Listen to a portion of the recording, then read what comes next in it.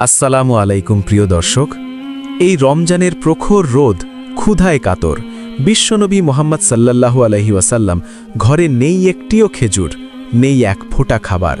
কিন্তু ঠিক তখনই আকাশ কেঁপে উঠল, হাজার হাজার মৌমাছি ঝাঁকে ঝাঁকে উড়ে এলো।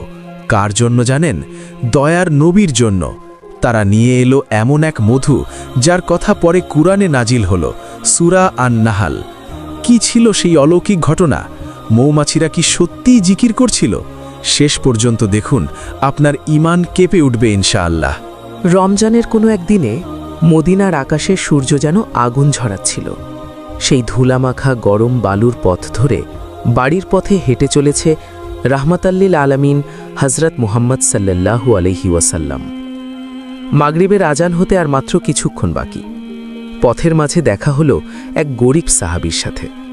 সাহাবী বললেন, ইয়া রাসূলাল্লাহ, বাড়িতে সবাই রোজাদার, আমিও সারাদিন রোজা রাখলাম, কিন্তু ইফতারের জন্য ঘরে কোনো খাবার নেই। ইয়া রাসূলাল্লাহ, আপনি কিছু ব্যবস্থা করতে পারবেন?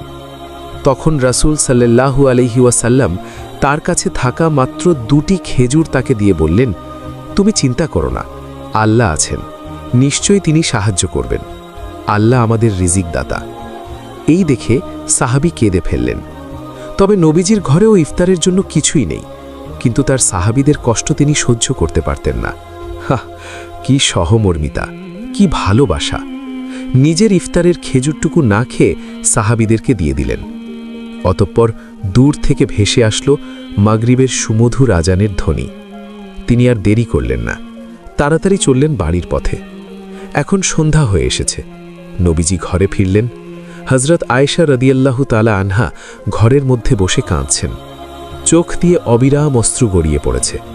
নবীজি জিজ্ঞাসা করলেন, হে আয়েশা, কি হয়েছে? তুমি কাঁদছ কেন? তখন আয়েশা রাদিয়াল্লাহু তাআলা আনহা বললেন, ইয়া রাসূলাল্লাহ, আজ ঘরে ইফতারের জন্য পানি ছাড়া আর কিছুই নেই, একটি খেজুরও নেই। যার জন্য এই পৃথিবী সৃষ্টি হয়েছে, যিনি সারা জাহানের নবী, তার ঘরে আজ ইফতারের জন্য কিছুই নেই। এই কষ্ট আমি সহ্য করতে পারছি না। এই কথা শুনে প্রিয় নবীজি মুচকি হেসে বললেন, হে আয়েশা, তুমি চিন্তা করো না, আল্লাহ আছেন, তিনি আমাদের রিজিক দাতা, তিনি অবশ্যই কোনো ব্যবস্থা করবেন। আয়েশা রাদিয়াল্লাহু তাআলা আনহা আর কিছু বলতে পারলেন না, শুধু কাঁদতে লাগলেন। শুধু পানি পান করেই সেদিন ইফতার শেষ করলেন। অতঃপর পরের দিন প্রিয়া নবীজি রোজা রাখলেন। সকালবেলা সাহাবাদের খোঁজ খবর নেওয়ার জন্য রোজা অবস্থায় একাই ঘর থেকে বের হলেন। তিনি হাঁটতে শুরু করলেন ক্লান্ত পায়ে। কিন্তু প্রচণ্ড গরমে নবীজির পবিত্র ঠোঁট শুকিয়ে গেছে, গলা শুকিয়ে কাঠ হয়ে গেছে, পেটে প্রচণ্ড ক্ষুধা। ক্লান্ত শরীর নিয়ে হাঁটতে হাঁটতে তিনি মক্কার বাইরে চলে এলেন। সেখানে কোনো মানুষ নেই, শুধু পাহাড়, শুধু পাথর, শুধু নিস্তব্ধতা। একটা বড় পাথরের ওপর তিনি বসে বিশ্রাম নিচ্ছিলেন। তারপর আস্তে আস্তে বললেন, হে আল্লাহ, আমি ক্ষুধার্ত, আমি তৃষ্ণার্ত, কিন্তু আমার সাহাবীদের ওপর রহমত বর্ষণ করো। হে আল্লাহ, তুমি আমার রব, তুমি আমাকে ভুলে যাওনি, আমি শুধুমাত্র তোমার উপর ভরসা করি। দয়ার নবীজির এমন ক্লান্ত আর ক্ষুধার্ত দেখে আকাশ কেঁপে উঠল। কেঁপে উঠল পাহাড়, স্তব্ধ হয়ে গেল, বাতাস থেমে গেল, পুরো সৃষ্টি জগৎ যেন স্থির হয়ে গেল। আল্লাহর আরশের ফেরেশতারা একে অপরকে বলতে লাগলো, আহ, কি কষ্ট! যেই নবীকে সৃষ্টি না করলে এই পৃথিবী সৃষ্টি হতো না, সেই নবী আজ ক্ষুধার্ত। এত কষ্টের মাঝেও নবীজির মুখে হাসি, কিন্তু এই কষ্ট আমরা কিভাবে সইব? হে আমাদের রব, নবীজিকে সেবা করার আদেশ করুন। এদিকে দয়ার নবীজি ক্লান্ত শরীর নিয়ে সেই স্থানে হেলান দিয়ে ঘুমিয়ে পড়লেন। আর তখনই পৃথিবীর বুকে শুরু হলো এক অলৌকিক ঘটনা। পৃথিবীর বিভিন্ন প্রান্তে, বিভিন্ন বাগানে, ফুলের মধ্যে হাজার হাজার মৌমাছি তখন কাজে ব্যস্ত। কেউ ফুলের রস সংগ্রহ করছে, কেউ মৌচাক বানাচ্ছে। হঠাৎ সব মৌমাছি থমকে গেল। ফুলের মধ্যে বসে থাকা মৌমাছিরা হঠাৎ অনুভব করল কিছু একটা ঘটেছে। গাছের ফুল যেন কাঁদছে। তারা একে অপরকে বলল, কি হলো? কেন আমাদের হৃদয় কাঁপছে? কেন মনে হচ্ছে কেউ কাঁদছেন? তখন দূরত রানী মৌমাছি সেখানে এসে হাজির হলো। তখন সব মৌমাছি অবাক হয়ে তাকালো। রানী মৌমাছি বলল, আমি জানি কি হয়েছে। আল্লাহর হাবিব, দোজাহানের বাদশাহ, দয়ার নবী হযরত মুহাম্মদ সাল্লাল্লাহু আলাইহি ওয়াসাল্লাম, তিনি ক্ষুধার্ত। নবীজি রোজা রেখেছেন, কিন্তু তার ঘরে ইফতারের জন্য কিছুই নেই। সব মৌমাছিরা চমকে উঠল। তারা বলল, নবীজি ক্ষুধার্ত, এটা কিভাবে হয়? রানী মৌমাছি বলল, আল্লাহ তাআলা আমাদের ইলহাম দিয়েছেন, আমরা নবীজির জন্য মধু নিয়ে যাব। সব মৌমাছিরা একসাথে বলল, চলো আমরা এখনই যাই। সাথে সাথে হাজার হাজার মৌমাছি বিভিন্ন বাগান থেকে, বিভিন্ন দেশ থেকে উড়িয়ে এলো। তারা সবাই একটা জায়গায় জড়ো হলো। তারা তাদের সবচেয়ে সুন্দর, সবচেয়ে পবিত্র, সবচেয়ে মিষ্টি মধু নিয়ে এলো। রানী মৌমাছি বলল, আমরা যে মধু নবীজিকে দেব সেটা হতে হবে আমাদের ভালোবাসা, আমাদের শ্রদ্ধা, আমাদের মহব্বত। সব মৌমাছিরা একসাথে বলল, চলো এখনই রওনা দেই। তারপর দূর থেকে ঝাঁকে ঝাঁকে মৌমাছি উড়ে আসতে লাগলো। এদিকে নবীজি তখনও বসে আছেন, চোখ বন্ধ করে দোয়া করছেন। হঠাৎ নবীজির কানে ভেসে এলো এক অদ্ভুত ভন ভন শব্দ। আকাশের দিকে চেয়ে দেখলেন দূর থেকে কতগুলো ছোট ছোট পোকার মতো কোনো জিনিস এদিকেই আসছে। এটা দেখার জন্য তিনি দ্রুত সেদিকে রওনা হলেন। কিন্তু সেখানে যাওয়ার আগেই বিশাল সেই মৌমাছির ঝাঁক নবীজিকে ঘিরে ধরলেন। কিন্তু একটাও ভুল ফোটালো না, বরং তারা যেন সালাম দিচ্ছে, সম্মান দিচ্ছে। নবীজি অবাক হয়ে বললেন, সুবহানাল্লাহ, তোমরা কারা? তোমরা কোথা থেকে আসছো? হঠাৎ তখনই আল্লাহর হুকুমে রানী মৌমাছির মানুষের মতো কথা বলতে লাগল। আসসালামু আলাইকুম ইয়া রাসূলাল্লাহ। নবীজি আরও বিস্মিত হলেন। তিনি বললেন, ওয়ালাইকুম আসসালাম। তোমরা কথা বলতে পারো? রানী মৌমাছি বলল, হ্যাঁ ইয়া রাসূলাল্লাহ, আল্লাহ তাআলা আমাদের কথা বলার ক্ষমতা দিয়েছেন, যাতে আমরা আপনার সাথে কথা বলতে পারি। নবীজি বললেন, তোমরা এখানে কেন এসেছো? রানী মৌমাছি কাঁপা গলায় বলল, ইয়া রাসূলাল্লাহ, আমরা জানি আজ আপনার ঘরে ইফতারের জন্য কিছুই নেই। আপনি ক্ষুধার্ত, আপনি তৃষ্ণার্ত, তাই তো আমরা আপনার জন্য মধু নিয়ে এসেছি। নবীজি বললেন, আমি তো কারো সাথে বলিনি, তোমরা কিভাবে জানলে? যে স্থানে দাঁড়িয়ে এসব কথা বলছিলেন সেখানে কোনো ছায়া ছিল না। তাই মৌমাছির দল বলল, ইয়া রাসূলাল্লাহ, আপনি একটি গাছের ছায়ায় বিশ্রাম নিন, আমরা সব বলছি। এই কথা বলার সাথে সাথেই এক টুকরো মেঘ নবীজির মাথার উপরে এসে ছায়া দিল। মৌমাছির এইসব কথা শুনে নবীজি হেসে ফেললেন। তারপরে একটি গাছের নিচে গেলেন। তখন মৌমাছির দল বলল, ইয়া রাসূলাল্লাহ, আপনি যখন ক্ষুধার্ত ছিলেন, কষ্টে ছিলেন, আমরা তখন ফুলের মধ্যে রস পান করছিলাম। হঠাৎই দেখি ফুলগুলো কেঁদে উঠল, গাছেরা কেঁদেছে, পাহাড়েরা কেঁদেছে, আর আমরা মৌমাছিরা আপনার নাম নিয়ে বেঁচে আছি। আমরা কিভাবে চুপ করে থাকতে পারি? দয়ার নবীজি অবাক হয়ে গেলেন এবং বললেন, তোমরা আমার নাম নিয়ে বেঁচে আছো, এটা কি বলছো? আর তোমরা কিভাবে মধু তৈরি করো? তখন রানী মৌমাছি বলল, ইয়া রাসূলাল্লাহ, আমরা সারাদিন ফুলে ফুলে ঘুরি, বিভিন্ন রকম ফুলের রস সংগ্রহ করি। কোনো ফুল টক, কোনো ফুল তেতো, আবার কোনো ফুল মিষ্টি। আমরা সব রকম রস পান করি। সেই রস আমাদের পেটে হজম হয় এবং তারপর আমরা সেটা বের করে দেই, মলত্যাগ করি। দয়ার নবীজি বললেন, তাহলে এত মিষ্টি হয় কিভাবে? রানী মৌমাছি বলল, ইয়া রাসূলাল্লাহ, আল্লাহর হুকুমে আমরা একটি পবিত্র নাম উচ্চারণ করি, একটি মহান নামের জিকির করি, আর সেই নামের রহমত বরকত থেকে মধু এত মিষ্টি হয়। তারপর সকল মৌমাছি মিলে জিকির করতে লাগল, লা ইলাহা ইল্লাল্লাহু মুহাম্মাদুর রাসূলুল্লাহ। সব মৌমাছিরা একসাথে সুরেলা কণ্ঠে জিকির করতে করতে আকাশ কাঁপিয়ে দিল। আর একদল মৌমাছি পবিত্র সেই মধু একটি গাছের পাতার উপর এনে দিল। তারা বলল, ইয়া রাসূলাল্লাহ, দয়া করে এই মধু দিয়ে ইফতার করবেন। নবীজির চোখ দিয়ে অশ্রুধারা বয়ে গেল। তিনি মাথা নিচু করে ফেললেন। তিনি কাঁদতে কাঁদতে বললেন, আমি তো শুধু আল্লাহর গোলাম। মৌমাছিরা বলল, ইয়া রাসূলাল্লাহ, আপনার নাম শুধু একটা নাম নয়, এটা রহমত, এটা বরকত, এটা শিফা। এই নাম নিলে অসম্ভব সম্ভব হয়, এই নাম নিলে বিষ অমৃত হয়, এই নাম নিলে অন্ধকার আলো হয়। তারপর মৌমাছির দল জিকির করতে করতে সেখান থেকে উড়ে গেল। কিন্তু কিছু মৌমাছি নবীজিকে পাহারা দেওয়ার জন্য আশেপাশেই ঘুরতে লাগল। নবীজি হাত তুলে আল্লাহর দরবারে দোয়া করলেন, ইয়া আল্লাহ, তুমি আমার নামকে এত সম্মান দিলে, এত মর্যাদা দিলে, আমি কি করে তোমার শুকরিয়া আদায় করব? তখন প্রায় ইফতারের সময় চলে এসেছে। সূর্য পশ্চিমে ঢলে পড়েছে। নবীজি দ্রুত চললেন বাড়ির পথে, আর সাথে সাথে কিছু মৌমাছির দল পাহারা দিয়ে পিছন পিছন চললেন। অতপর রাসূল সাল্লাল্লাহু আলাইহি ওয়াসাল্লাম বাড়ি ফিরে এলেন। তখন কিছু মৌমাছি নবীজির বাড়ির বাইরে অপেক্ষা করছিল। তারপর রাসূল সাল্লাল্লাহু আলাইহি ওয়াসাল্লাম ও হযরত আয়েশা রাদিয়াল্লাহু তাআলা আনহা মধু একটিমাত্র খেজুরি দিয়ে ইফতার করলেন। হযরত আয়েশা জিজ্ঞাসা করলেন, ইয়া রাসূলাল্লাহ, এমন সুস্বাদু মিষ্টি, এত সুন্দর জিনিস আপনি কোথায় পেলেন? তারপর নবীজি হযরত আয়েশাকে সমস্ত কথা বললেন। অতপর হজরত আয়েশা ও রাসূল সাল্লাল্লাহু আলাইহি ওয়াসাল্লাম একসাথে বললেন, মাশাআল্লাহ, এত মিষ্টি, এত সুস্বাদু, এত পবিত্র মধু, এতে তোমাদের ভালোবাসা মিশে আছে, তোমাদের মহব্বত মিশে আছে। মৌমাছিরা বাইরে থেকে এই সব কথা শুনতে পেয়ে খুশিতে উঠতে লাগল। তারা বলল, আলহামদুলিল্লাহ, দয়ার নবীজি আমাদের তৈরি করা মধু খেলেন, আজ আমাদের জীবন সার্থক হয়ে গেল। তারা আল্লাহর দরবারে শুকরিয়া জানালেন। তারপর মৌমাছিরা উড়ে গেল, কিন্তু তাদের জিকির শোনা যাচ্ছিল, লা ইলাহা ইল্লাল্লাহু মুহাম্মাদুর রাসূলুল্লাহ। অতপর রাসূল সাল্লাল্লাহু আলাইহি ওয়াসাল্লাম কিছু মধু সাহাবীদের দেওয়ার জন্য সাথে নিলেন। আর দেরি করলেন না, এই সংবাদ দেওয়ার জন্য সাথে সাথেই তিনি রওনা হলেন সাহাবীদের কাছে। কিছুক্ষণ পর যখন তিনি সাহাবীদের কাছে পৌঁছালেন, সাহাবীরা তাকে দেখে অবাক হয়ে গেলেন। হজরত আবু বক্কর রাদিয়াল্লাহু তাআলা আনহু বললেন, ইয়া রাসূলুল্লাহ, আপনার চেহারায় আজ বিশেষ নূর দেখা যাচ্ছে, কি হয়েছে? নবীজি হেসে বললেন, আবু বক্কর, আজ আল্লাহ তাআলা আমাদের জন্য এমন ব্যবস্থা করেছেন যা তোমরা শুনলে অবাক হয়ে যাবে। তারপর সেই মধু তাদের সামনে রাখল। আর নবীজি বলল, আজ আমরা ঘরে ইফতারের জন্য কিছু ছিল না। আমি পাহাড়ে গিয়ে আল্লাহর কাছে দোয়া করলাম, তখন হাজার হাজার মৌমাছি এসে আমার জন্য মধু নিয়ে এলো। তোমাদের জন্য কিছু নিয়ে এসেছি। সাহাবারা শুনছেন।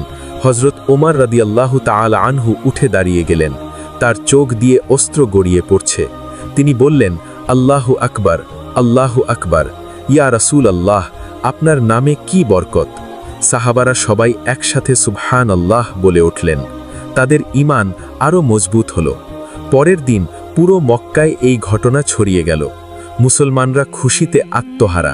তারা অন্যদের কাছে গিয়ে বলতে লাগল, আমাদের নবী সত্য, আল্লাহ আমাদের নবীকে ভালোবাসেন, তিনি তার জন্য মৌমাছি পাঠিয়েছেন এবং আমাদের জন্য তা থেকে সুস্বাদু মধু দিয়েছেন। এটা আল্লাহর এক নিদর্শন।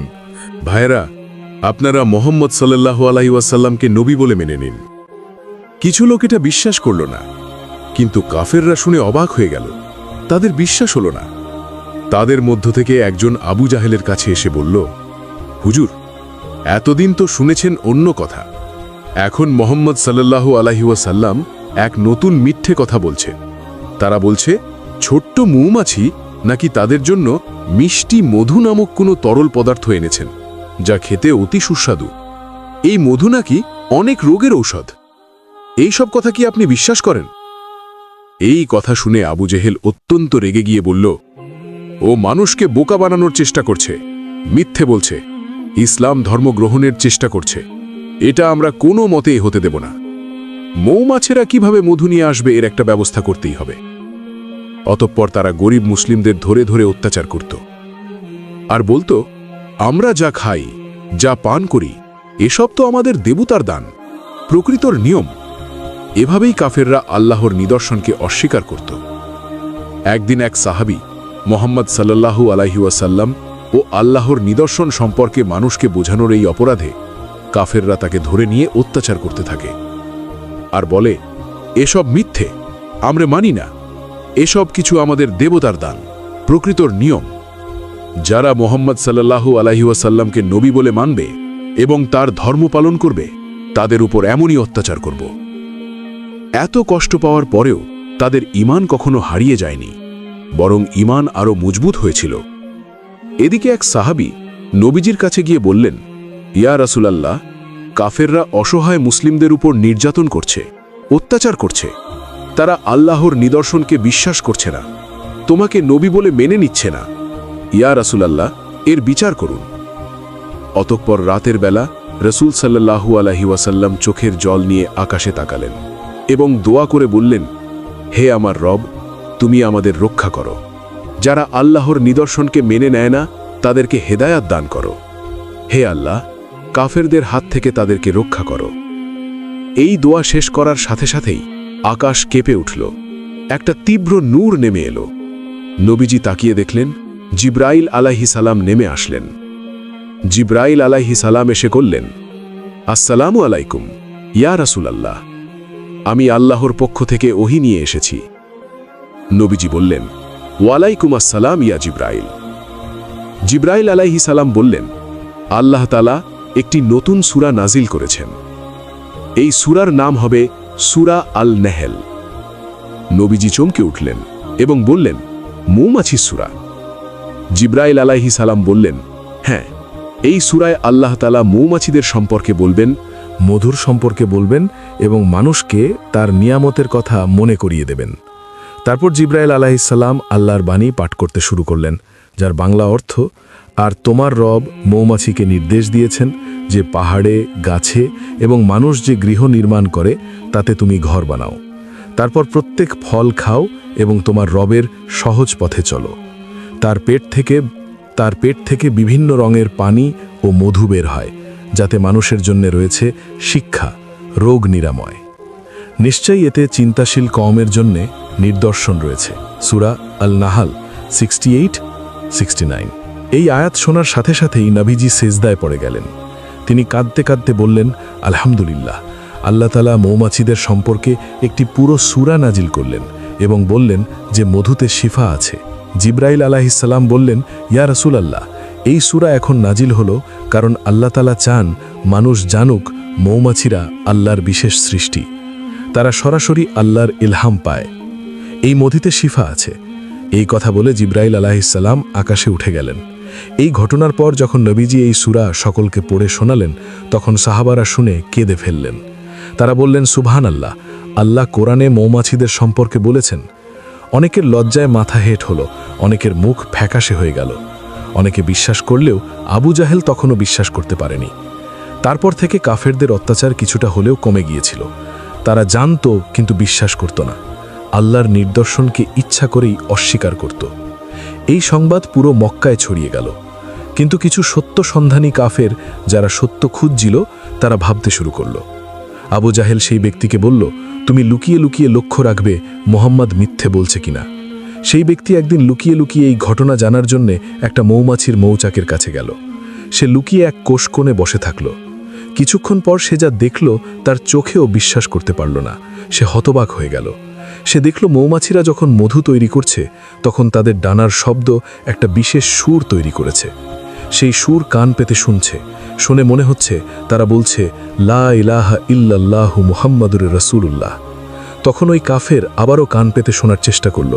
আবারও তার কানে ভেসে আসলো সেই পবিত্র জিকির, লা ইলাহা ইল্লাল্লাহ মুহাম্মাদুর রাসূলুল্লাহ। এবার সে চমকে উঠল। তার চোখ দিয়ে অশ্রু গড়িয়ে করল। তার বুঝতে আর বাকি রইল না। সে আর দেরি করল না। সে দৌড়ে নবীজির কাছে এসে কাঁদতে কাঁদতে বলল, ইয়া রাসূলুল্লাহ, আমাকে ক্ষমা করে দিন। আমি সত্য দেখেছি, মৌমাছিরা সত্যি আপনার নাম নিয়ে মধু তৈরি করে। আমি সাক্ষী দিচ্ছি, লা ইলাহা ইল্লাল্লাহ মুহাম্মাদুর রাসূলুল্লাহ। আল্লাহ ছাড়া কোনো মাবুদ নাই এবং মুহাম্মদ সাল্লাল্লাহু আলাইহি ওয়াসাল্লাম তার রাসূল। নবীজি তাকে বুকে জড়িয়ে বললেন, আলহামদুলিল্লাহ, আল্লাহ তোমাকে হেদায়েত দিলেন। এভাবে মৌমাছিদের এই ঘটনা অনেক কাফেরকে মুসলমান বানালো। কিন্তু আবু জাহেল এসব কথা বিশ্বাস করল না। সে তার সঙ্গীদের বলল, চলো আমরা অন্য কিছু দিয়ে মোহাম্মদকে গিয়ে পরীক্ষা করব। এই বলে আবু জাহেল তার হাতের মধ্যে কয়েকটি পাথরের টুকরো নিলেন। কয়েকজন সঙ্গীকে নিয়ে নবীজির বাড়ির সামনে গিয়ে হাজির হলো। বাইরে থেকে ডাকল, হে মোহাম্মদ, বাইরে এসো। রাসূল সাল্লাল্লাহু আলাইহি ওয়াসাল্লাম আস্তে আস্তে বাইরে চলে আসলেন এবং নরম সুরে বললেন, কি ব্যাপার, আপনারা এ সময় এসেছেন? তখন আবু জাহেল বলল, হে মোহাম্মদ, আমরা একটি বিশেষ কারণে তোমার কাছে এসেছি। আর তুমি যদি এটা বলতে পারো তাহলে আমরা বিশ্বাস করব তুমি আল্লাহর নবী, তুমি সত্য কথা বলো। তখন রাসূল সাল্লাল্লাহু আলাইহি ওয়াসাল্লাম বললেন, কি কথা বলুন, কি জানতে এসেছেন? তখন আবু জেহেল বলল, আমার হাতের মুঠার মধ্যে কি আছে বলতে পারবে? নবীজি বললেন, আমি কিছু বলবো না, তবে তোমার হাতের মধ্যে যা লুকিয়ে রেখেছ তারাই আজ কথা বলবে। এই কথা বলার সাথে সাথেই সবাই উচ্চ স্বরে হাসতে লাগল। আর ঠিক সেই হাসির মাঝে ভেসে আসছে এক সুমধুর নাম, পবিত্র জিকির। আবু জেহেলের হাতের ভিতর থেকে পাথরগুলো যেন জবান খুলে গেল। তারা উচ্চ স্বরে জিকির করতে লাগল, লা ইলাহা ইল্লাল্লাহ মুহাম্মাদুর রাসূলুল্লাহ। চোখের সামনে এমন বিস্ময়কর অলৌকিক ঘটনা দেখার পর সেখানে থাকা সমস্ত লোক অবাক হয়ে গেল। তখন মুহাম্মদ সাল্লাল্লাহু আলাইহি ওয়াসাল্লাম বললেন, চাচা যান, এবার আপনি বিশ্বাস করেছেন তো? শুধুমাত্র একবার ভেবে দেখুন, নিষ্ঠুর আবু জেহেল অবাক হবার পরেও অস্বীকার করল। শেষে শুধু বলল, হে মুহাম্মদ, তুমি এত বড় জাদুঘর, আমি আগে জানতাম। এই কথা বলার পর তারা সবাই সেখান থেকে চলে গেল। কিন্তু নবীজি অবাক হয়ে তাকিয়ে রইল, কেননা এত বড় নিদর্শন পাওয়ার পরেও সে অস্বীকার করল। হেদায়েতের মালিক একমাত্র আল্লাহ।